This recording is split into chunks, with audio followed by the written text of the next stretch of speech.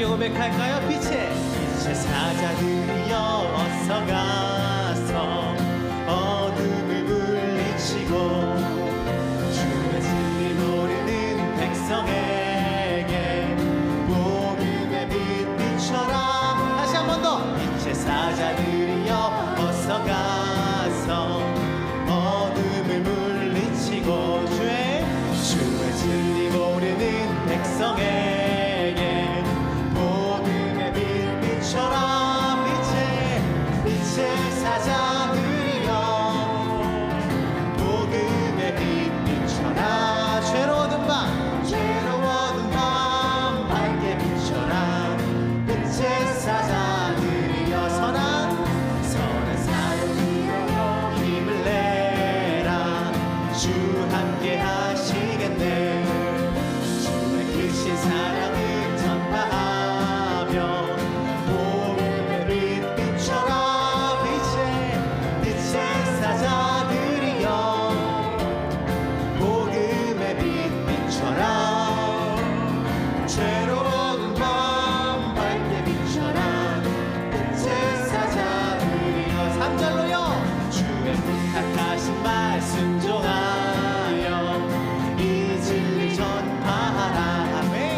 산을 넘고 물 건너 힘을 다해 복음의 빛 비춰라. 빛의 사자들이여 복음의 빛 비춰라. 죄로운 밤 밝게 비춰라. 빛의 사자들이여 복음의 빛 비춰라. 죄로운 밤 밝게 비춰라. 빛의 사자들. 우리 마지막 4절로요. 동서남북어디나 땅끝까지 주님만 의지하고 할렐루야. 구원 못 보는 백성에게 복음의 빛 비춰라. 할렐루야. 빛의 사자들이여 복음의 빛 비춰라. 죄로운 밤 밝게 비춰라. 빛의 사자들이여 복음의 빛 비춰라. 죄로운 밤 밝게 비춰라. 빛의 사자 죄로운 밤을 밝게 비춰라.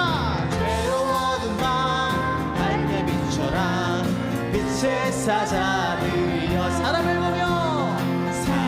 보며 세상을 볼 때 만족함이 없었네. 나의 하나님 그분을 뵐 때 나는 만족하였네. 다시 한 번 더요. 사람을 보며 세상을 볼 때 만족함이 없었네. 나의 하나님 그분을 뵐 때 나는 만족하였네. 저기 빛나는 태양을 보라. 또 저기 서 있는 산을 보아라. 천지지으신 우리 여호와 나를 사랑하시니. 나의 하나님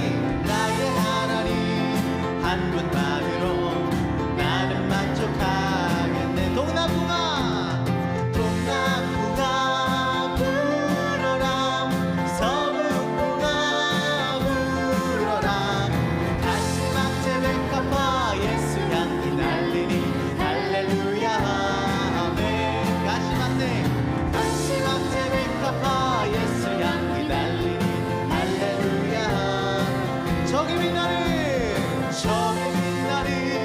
태양을 보라. 또 저기 서 있는 산을 보아라. 천지지으신 우리 여호와 나를 사랑하시니. 나의 하나님 한 분만으로 나는 만족하겠네. 동남부가 불어라. 또 서북부가 불어라.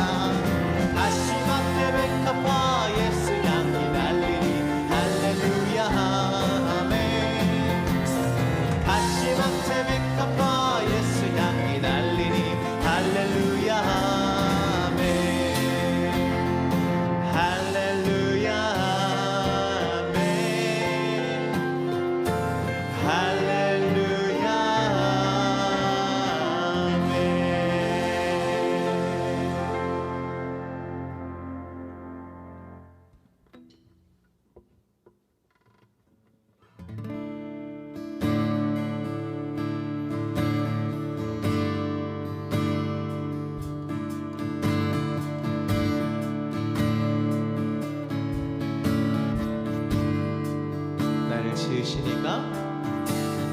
지으신 이가 하나님, 나를 부르신 이가 하나님, 나를 보내신 이도 하나님, 나의 나 된 것은 다 하나님 은혜라. 나의 달려갈 길, 나의 달려갈 길 다 가도록, 나의 마지막 호흡 다 하도록, 나로 그 십자가 품게 하시니,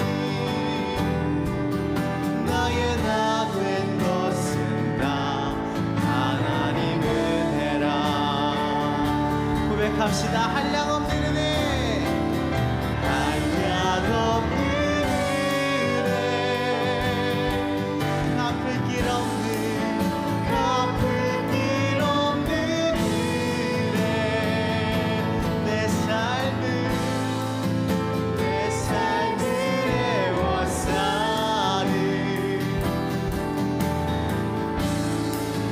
하나님의 은혜,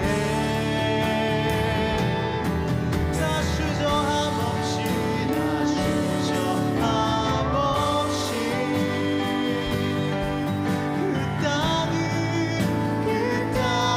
밟고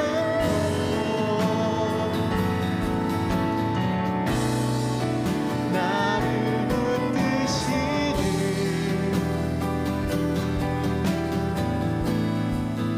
하나님의 은혜. 나를 지으신 이가, 나를 지으신 이가 하나님, 나를 부르신 이가 하나님, 나를 보내신 이도 하나님, 나의 나 된 것은 다 하나님 은혜라. 다시 한 번 더요. 나를 지으신 이가 하나님, 나를 부르신 이가 하나님, 나를 보내신 이도 하나님, 나의 나 된 것은 다 하나님 은혜라. 아멘. 그렇습니다. 오늘 말씀에 우리 잘 아는 목자의 비유를 우리가 봅니다. 이 말씀을 하신 것은 요 앞서서 앞을 못 보던 이를 고치셨어요. 사실 앞을 못 보던 이를 고쳤다 하면 어떤 반응이 정상입니까? 우와, 대단하다. 우와, 하나님이 하셨다. 우와, 하나님이 우리에게 메시아를 보내셨다. 이게 정상적인 반응인데, 당시에 종교 지도자였던 바리새인과 또 서기관들과 그런 사람들은 어떤 반응을 보였습니까? 예수님에 대해 저가 귀신 들려서 이 일을 한다 하고 예수님을 모함하기도 하고, 너 정말 아픔을 못 보더니 맞냐 하고 큰 모든 것을 의심합니다. 예수님에 대해서 마음이 닫힌 자들이죠. 마음이 닫혀 있으니까 아닌 증거만 계속해서 찾는 겁니다. 마음에 열린 사람들, 이 앞을 못 보다가 보게 된 이 사람은 마음이 열렸어요. 그래서 마음이 열리니까 예수님을 주여 내가 믿겠나이다. 사람들 사이에서 논쟁이 계속해서 일어납니다. 저가 귀신 들려서 그런 일을 한다 하는 사람이 있고, 어떻게 보면 예수님을 공격하려는 사람이 있고, 또 한편에는 정말 귀신 들린 사람이면 그걸 어떻게 고치겠느냐, 이거는 하나님의 능력이 아니면 안 된다 하는 이 두 가지가 대립해 있습니다. 그걸 보면서 예수님이 말씀하시는 거예요. 그것을 보면서, 이걸 보면서 이거를 깨닫지 못하는 사람들은 사실은 도둑들이다. 그들은 도둑들이다. 이것을 보면서 내가 이제는 양의 문이다 하시면서 이리로 들어와서 하나님의 계획과 뜻을 아는 사람이 되어야 된다라고 이야기를 하고 계신 겁니다. 그래서 오늘 비유에는 사실 두 가지 비유가 있어요. 하나님이, 예수님이 자기 자신을 양의 문이다, 또 자기 자신을 선한 목자다, 이렇게 비유하고 있습니다. 여러분, 목자 하면 어떤 이미지가 떠오릅니까? 보통 우리가 목자 하면 들판에서 조금 한가롭고 여유롭게 이 지팡이 짚고 이렇게 인도에 가면서 좀 나이가 좀 지긋하다고 해야 되나요? 그런 부분이나 혹은 이 양들 풀뜯게 평화롭게 풀뜯게 하면서 나무 밑에 이렇게 누워서 쉬고 있는 그런 목자를 우리가 생각하고 쉬운데 현실은 그렇지 않습니다. 여러분, 이때 당시에 이 고대근동 아시아의 목자들은요, 항상 전투태세를 취하고 있는 목자들입니다. 왜 그러냐면 양들을 칠 때 결코 양 치는 게 쉬운 게 아니에요. 이 지역, 중동 지역의 양들이 여러분 가서 보면 알겠지만 생각보다 큽니다. 요거 어린 이 꼬마 아이들이 양을 치고 있다 생각하면 절대 안 돼요. 꼬마 아이들이 양 치다가 양들이 목자를 자주 들이받는데요. 그 목자들이 작은 목자면은요, 그 양에게 한번 이렇게 넘어지면 큰일 나요. 한번 넘어져서 하고 있는데 넘어져 있으면 양들이 가만히 있을까요? 아니요. 주변에 다른 양들이 또 몰려와서 그 양들에게 깔리면 큰일 납니다. 목자는 항상 조심해야 돼요. 또 목자는 뭘 조심해야 돼요? 맹수들을 조심해야 돼요. 이때 당시에 늑대도 있고 사자도 있고. 여러분, 다윗 생각하면 어떤 모습이 떠오르세요? 다윗과 골리앗 해서 좀 작아 보이죠? 예, 골리앗에 비해서 작은 거지 다윗이 생각보다 그렇게 작은 사람 아니에요. 골리앗과 싸우러 갈 때 사울왕이 물어봅니다. 아니, 너 어떻게 싸우려고 하느냐? 그랬더니 다윗이 뭐라고 대답합니까? 내가 양을 칠 때에 뭐도 잡았다고요? 곰도 잡고 사자도 잡았다. 여러분, 곰하고 사자를 잡을 수 있는 거 아무나 할 수 있습니까? 아니에요. 사실 다윗 잘 싸우는 사람이에요. 다윗을 너무 우습게 보지 마세요. 우리가 골리앗에 비해서 조금 작다 뿐이지 다윗도 대단한 용사였어요. 그러니까 곰도 잡고 사자도 잡지요. 나중에 실제로 사울의 죽인 자는 천천히요 다윗의 죽인 자는 만만이로다 할 때 이 다윗이 말만 잘해서 그렇게 할 수 있었을까요? 아니요. 그 당시에는 전쟁에 나가려면 직접 앞서 나가서 몇 명을 막 쓰러뜨리고 해야 뒤에서 나를 따르라 하면서 따라가는 거예요. 그러니까 다윗의 죽인 자가 만만이 되는 게 결코 저절로 되는 게 아닙니다. 다윗 잘 싸우는 사람이었어요. 당시에 목자들이 양을 칠 때 결코 상황이 녹록한 환경이 아닙니다. 더욱이 여러분, 한 집에 양을 보통 몇 마리 키울까요? 옛날에 사실 한 집에 양이 그렇게 많지 않아요. 근데 목자들이 양떼를 이렇게 이끌고 간다 할 때 그 양떼는 대부분 마을 전체의 양들을 모아놓은 양떼들이다, 이렇게 이야기하기도 합니다. 혹은 한 집안이라 할지라도 이게 우리처럼 지금 작은 아빠와 아이들 몇 명 이런 집안이 아니라 할아버지서부터 그 집안 전체가 몇십 명 되는 그런 규모의 양들이기 때문에 목자가 따로 있는 거예요. 그러니까 이 목자는 자기의 재산이 아니라 그 패밀리의 재산 혹은 그 마을 공동체의 재산을 관리하는 아주 중요한 임무를 맡고 있는 사람입니다. 그러니까 목자, 여러분, 우리가 흔히 생각하는 연약한 나이 많은 혹은 어린 그런 목자가 아니라 가장 힘도 세고 이 싸울 준비도 돼 있는 그런 목자의 이미지를 조금 생각하면 좋을 것 같습니다.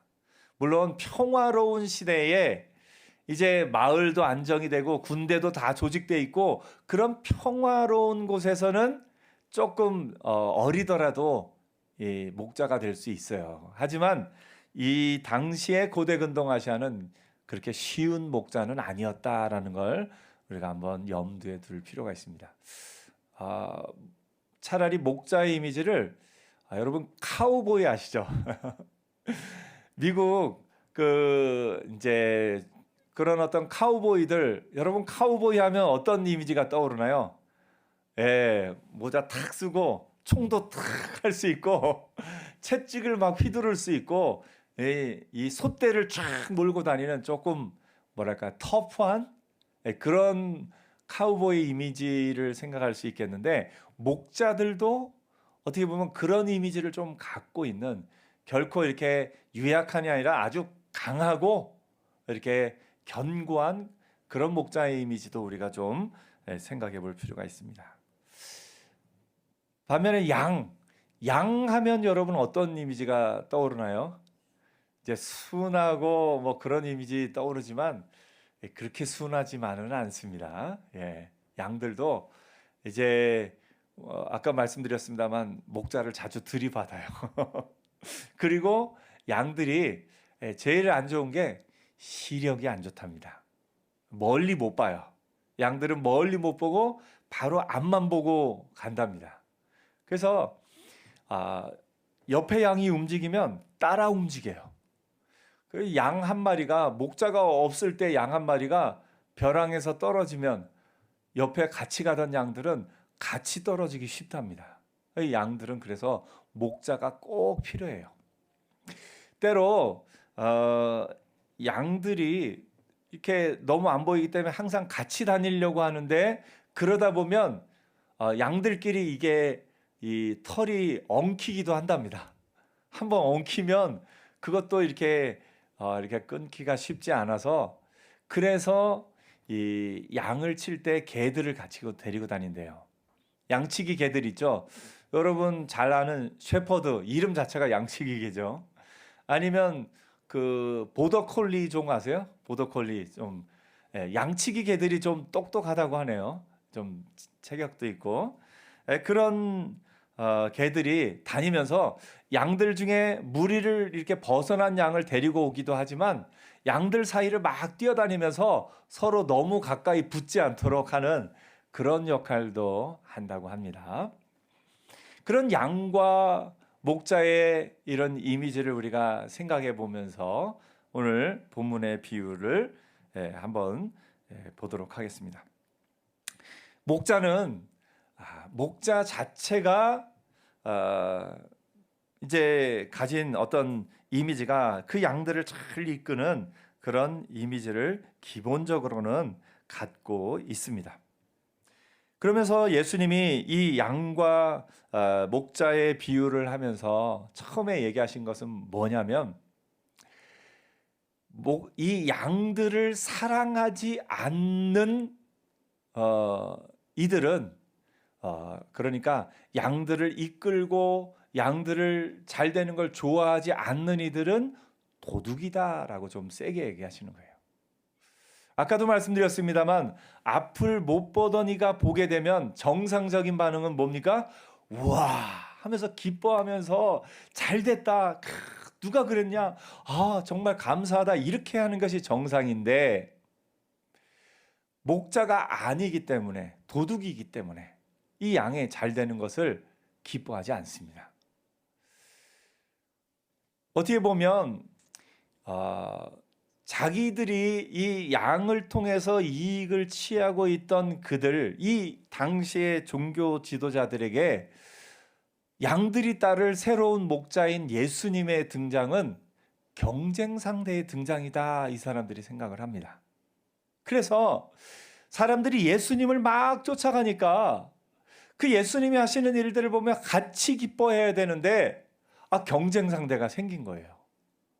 그 얘기는 뭐냐면 이 당시의 종교 지도자들은 양들이 그러니까 백성들이 잘 되기를 바란 것이 아니라 솔직히 말하면 백성들의 주머니에 관심이 있어. 주머니에. 성경의 다른 부분에서는 또 이렇게 얘기합니다. 누가복음 10장 14절에 16장 14절에 바리새인들은 돈을 좋아하는 자들이다 이렇게 표현합니다. 마가복음 12장 40절에 그들은 과부의 가산을 삼키며 외식으로 길게 기도하는 자니 그 받는 판결이 더욱 중하리라 이렇게 말씀하시기도 합니다. 그러니까 그들은 이 양들의 잘 되는 걸 바라는 게 아니라 양들의 주머니에 관심이 있는 거예요. 어떻게 하면 그 양들을 율법으로 또 그것으로 그들에게 정죄감을 주고 그들을 그렇게 율법으로 얽매면서 그들에게 무엇인가를 얻어낼까 관심이 있던 것이 바리새인과 서기관들과 사두개인들과 그들이었음을 우리가 보게 됩니다. 그러면서 돈 바꾸는 자들 또 양들을 이렇게 파는 자들을 통해서 그 지정된 자리를 그렇게 내준다는 것은 거기에 이권이 또 개입돼 있다라는 것을 우리가 보게 됩니다. 오늘 여러분 이들에 대해서 예수님이 이야기하시면서 뭐냐면 나는 너희가 잘 되게 하기 위해서 너희에게 생명을 주기 위해서 이리로 왔는데 그들은 너희의 생명을 관여하는 것이 아니라 도둑이라 너희 것을 빼앗아 가려는 사람들이다 이렇게 보고 있습니다. 여러분 우리에게 한번 적용을 해보면 우리는 사람에게 관심이 있습니까? 그 사람의 주머니에 관심이 있습니까? 보통 딸들이 이제 자녀들이 아빠 엄마를 부를 때 좀 어렸을 때는 아빠 엄마 자체에 관심 있는 딸들이 많아요. 자녀들이 많아요. 근데 조금 사춘기를 지나면 이 딸들과 이 아이들이 아빠를 부를 때 목소리가 때에 따라 달라요. 평상시에는 아빠 막 이러다가 돈이 필요할 땐 아빠 하고 조금 이렇게 부르는 게 달라질 때가 있어요. 그러면 그 딸들은 지금 아빠에게 관심이 있어요? 아빠 주머니에 관심이 있어요? 아빠 주머니에 관심이 있어요. 지금 그럴 때가 있어요. 여러분, 우리 자녀들 뭐 이제 지금 따로 가서 이제 전사님에게 배우고 있는데 주머니에 관심 있는 사람이 아니라 부모에게 관심 있는 자녀들인 줄 믿습니다. 우리 광염의 자녀들은. 이 바리새인과 서기관들은 지금 그 백성들이 잘 되는 걸 관심 있는 게 아니라 백성들의 주머니에 관심 있는 안타까운 그것을 예수님이 지금 얘기하고 계신 거예요. 그래서 우리가 때로 교회에서는 사업을 안 해야 됩니다. 여러분 교회에서 간혹 가다가 이제 사업을 위해서 교회에 나오는 경우가 있어요. 이제 사람들 인맥을 넓히고 이 인맥을 유통으로 삼아서 어떻게 보면 고객을 더 유치하기 위해서 그러기 위해서 교회에 오는 것은 참 안타까운 일이에요. 교회는 이제 교회에서 바자회나 그런 걸 안 하는 게 좋습니다. 우리가 교회에서 예수님이 교회에서 돈 바꾸는 일을 하지 말라고 하신 것도 그거 의미가 있어요. 교회는 예배하는 곳, 교회는 기도하는 곳이 돼야 돼요. 근데 처음에는 선한 목적이다 하면서 여성도회나 이렇게 모여서 이제 때에 따라서 참기름과 쌀과 또 고춧가루와 이런 거를 이렇게 단체로 구매를 하면서 이렇게 하다 보면 왜 누구는 샀니 누구는 안 샀니 하면서 그러다가 서로 마음 상하기도 하고 이쪽 고춧가루를 사느니 저쪽 아니 내가 더 좋은 곳을 알고 있는데 하면서 이러다 보면 이 일 자체가 선한 의도에서 출발했을지는 모르지만 나중에 가다 보면 한 사람 한 사람이 잘 되기보다 이 사람 한 사람을 그 사람의 주머니에 관심을 갖는 안타까운 경우들을 봅니다. 교회에서 아무리 선한 의도에서 출발했다 하더라도 교회에서 장사하지 않는 은혜가 지금부터 앞으로 계속 있기를 축복합니다. 그래서 교회는 사람을 귀중히 여기는 곳이 되어야지 사람의 주머니에 관심을 가진 곳이 교회가 되어서는 안 됩니다. 교회는 한 사람 한 사람을 사랑하며 그 사람이 잘 되기를 바라고 그 사람이 더욱 은혜 얻기를 바라는 그런 곳이 되어야지, 혹 내가 사업을 위해서거나 내가 이 고객을 만나기 위해서 교회를 오는 경우가 있다면 마음을 좀 그 경우는 마음을 가다듬고 다시 하고, 교회는 나의 신앙을 위해서, 하나님을 만나기 위해서, 하나님 앞에 예배하기 위해서 가는 곳이 되는 은혜가 있기를 축복합니다. 지금 이 종교 지도자들에 대해서 예수님이 그들은 도적이요 강도다라고까지 심하게 얘기하시는 것이 뭐냐면, 그들이 그 모든 그 성도들의 그 백성들의 잘 되는 것을 기뻐하지 못하고 자신들의 돈줄이 이렇게 막혀간다 생각하면서 예수님을 공경하는 그들의 모습을 보게 됩니다. 예수님이 그래서 얘기합니다. 내가 문이다. 나를 통하지 않는 저들은, 하나님이 보내신 나를 통하지 않는 저들은 도둑이다 라고까지 좀 세게 얘기하시는 것을 봅니다. 그러면서 예수님이 얘기하십니다. 도둑이 오는 것은 도둑질하고 죽이고 멸망시키려는 것뿐이요, 내가 온 것은 양으로 생명을 얻게 하고 더 풍성히 얻게 하려는 것이라 라고 말씀하고 있습니다. 오늘 우리는 예수 그리스도의 문을 통과하기 때문에 참 감사하죠. 예수께서 우리의 목자가 되신 것이 얼마나 감사한지 모릅니다. 예수님은 여러분에게 어떤 희생을 하거나 더 여러분의 것을 이렇게 여러분의 주머니에 관심 있는 분이 아니라, 예수님은 여러분 한 명 한 명이 생명 안에 더 풍성히 살기를 원하는 그 예수님의 사랑의 마음이 여기 담겨져 있습니다. 예수님은 여러분이 잘 되기를 원하셔요. 아멘. 옆에 한번 얘기해 주세요. 예수님은 당신이 잘 되기를 원하십니다. 그러면서 예수님이 이렇게 얘기하십니다. 나는 선한 목자라. 목자는 양들을 위하여 목숨을 버리거니와, 이렇게 말씀하십니다. 사실 이 비유는 그 당시 문화를 보면 정상적이지는 않아요. 목자가 양들을 위해서 목숨을 버리는 일은 없습니다. 왜냐하면 양들을 지키다가 이제 이 당시의 문화에 이제 미시나 그 유대인의 율법을 보면 어떤 내용까지 기록되어 있냐면, 목자의 의무에 대해서, 목자가 늑대가 한 마리 왔을 때는 늑대와 싸워서 양들을 지키는 게 의무다. 그런데 늑대가 2마리 이상이 왔을 때는 너 자신의 목숨을 지켜라. 그래서 2마리 이상이 왔을 때는, 늑대가 2마리 이상이 왔을 때는 양들의 어떤 손해를 입은 것에 대해서 책임을 묻지 않습니다. 이게 이제 당시의 율법이었어요. 그러니까 목자가 양들을 위해서 자기 자신의 목숨까지도 내어놓는 것은 흔한 일은 아니었습니다. 혹시나 있으면 어쩔 수 없이, 그러니까 늑대나 어떤 동물들이 갑자기 여러 마리가 와서 어쩔 수 없이, 혹은 이웃 마을에 이웃 나라의 어떤 군사들이 쳐들어와서 그 양떼를 가져가려고 하다가 이렇게 어쩔 수 없이 목숨을 잃게 되는 그런 경우는 있을지 몰라도, 예수님께서 여기 말씀하신 것처럼 여기에 뭐라고 말씀하냐면 18절에 보니까, 이를 내게서 빼앗는 자가 있는 것이 아니라 내가 스스로 버리노라. 그러니까 그런 우발적인 어떤 그런 상황이 아니라 양을 위해서 내가 스스로 목숨을 버리노라 말씀하신 것은 아주 특별한 예수님의 선언이다라고 말씀하고 있습니다. 우리가 이해할 수 있습니다.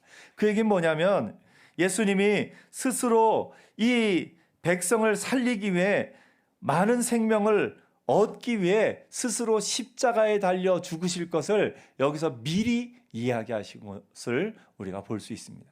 그래서 여기서의 목자는, 앞에 처음에 비유에 나온 목자는 그냥 어떤 목자와 양의 관계를 이야기하는 것이지만 이 뒷부분에 나는 선한 목자다라고 비유를 말씀하셨을 때 여기서의 선한 목자는 그냥 일반적인 목자 중에 한 명이 아니라 그 목자, 이 이스라엘 백성 전체를 위해 자신을 내어주신, 또한 이 뒤에 보면 뭐까지 얘기하시냐면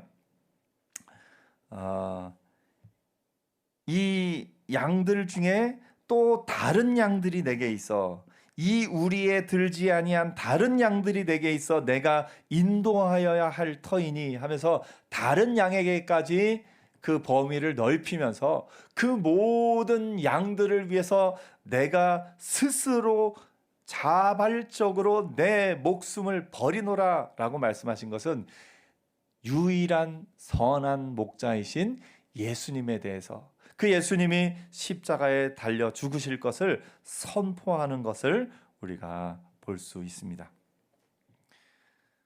목자가 양을 위해서 자신의 생명을 내어놓는 것은 흔한 일이 아니라 오직 예수님에게만 적용되는 일입니다.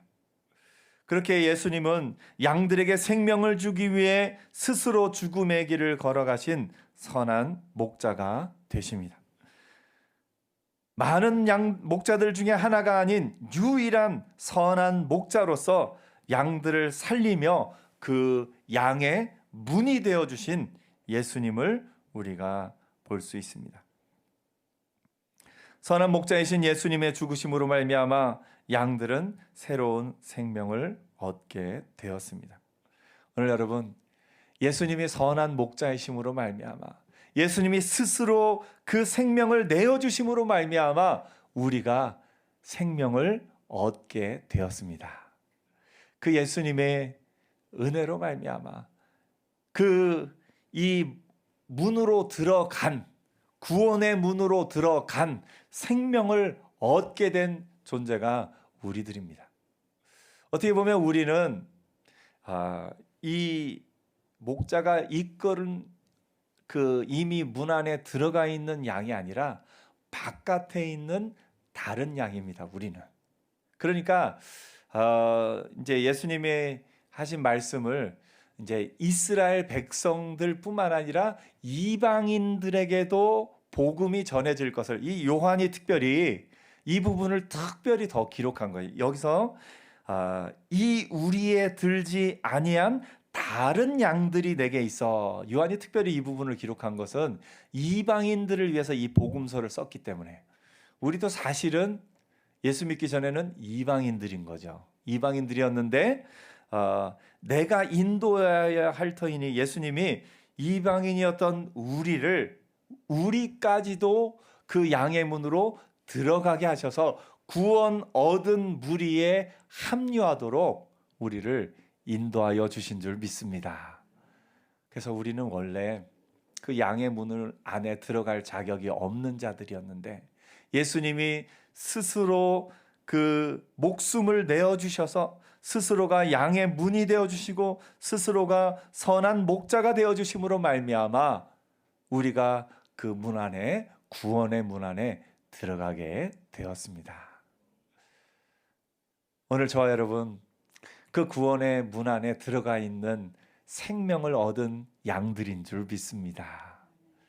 생명을 얻은 양들이기 때문에 우리는 어떤 삶을 살아가게 되느냐, 우리 구약의 말씀 가운데 가장 우리가 잘 아는 말씀이 있죠. 여호와는 나의 목자시니 내가 부족함이 없으리로다.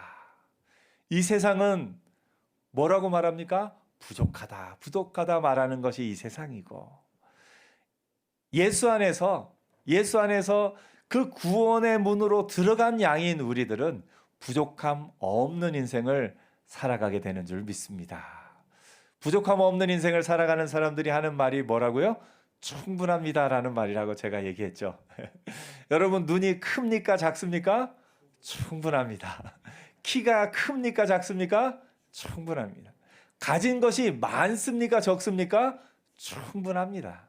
그래서 하나님이 우리에게 충분히 주신 것으로 말미암아 나는 부족함이 없습니다 고백하면서 사는 저와 여러분이기를 축복합니다. 우리는 그 선한 목자 되신 예수님이 스스로의 목숨을 내어 주심으로 말미암아 양의 문 되신 예수 그리스도로 말미암아 그 구원의 문 안으로 들어온 하나님의 백성들이 되었습니다. 그래서 그 선한 목자 되신 예수님으로 말미암아 부족함 없는 인생을 사는 오늘 복된 한 주간이 되기를 축복합니다. 기도하겠습니다.